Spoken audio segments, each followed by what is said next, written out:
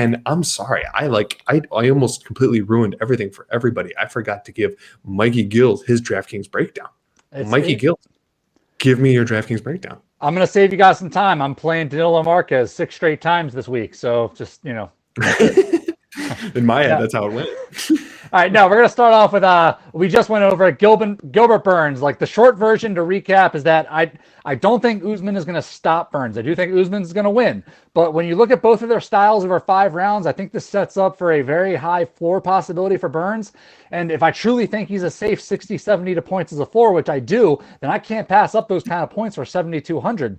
Like, that's a low scoring win for a lot of people. So now all I have to do is hope that he doesn't fuck around and win quick or get stopped. So either one of those. Next up, Kamaru Usman. Like, simply put, Kamaru Usman is the best welterweight on the planet. I think he's going to hold on to that belt for a little longer.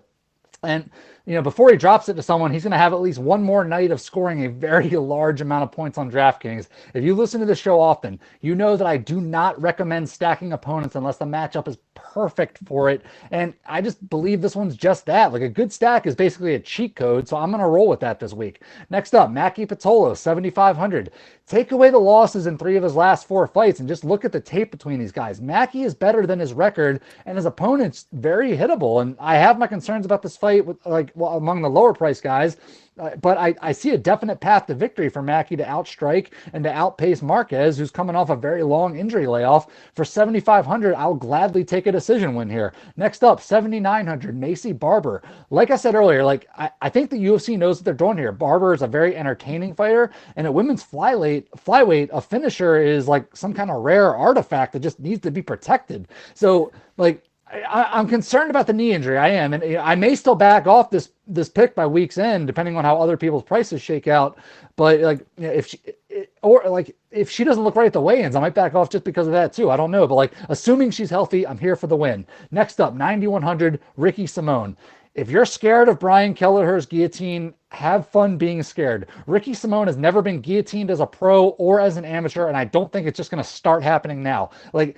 As long as that doesn't happen, Ricky is going to get takedown after takedown, and he's going to get those control points. He's going to stay busy enough to justify his price tag. The one thing I will say about this, though, is just a heads up for pricing and all that, depending on who shakes up. I am seriously debating putting Bobby Green in on the spot, and part of me is actually hoping this fight gets COVID canceled so I can, so just stay tuned for that. Last up, not going to think too hard on this one, Rodolfo Vieira, 9,300 or 9,400. I wrote it down both ways because I'm dumb, but I don't have to sell you on this pick. Just imagine Hulk smashing Loki in Avengers and then throwing an armbar. That's how this fight's going to go.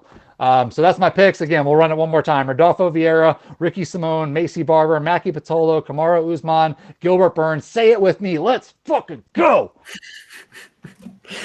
Appreciate the end intensity, which is even more established and pushed forward with the handlebar mustache. Well, 1.9 thousand people. You got to bring it.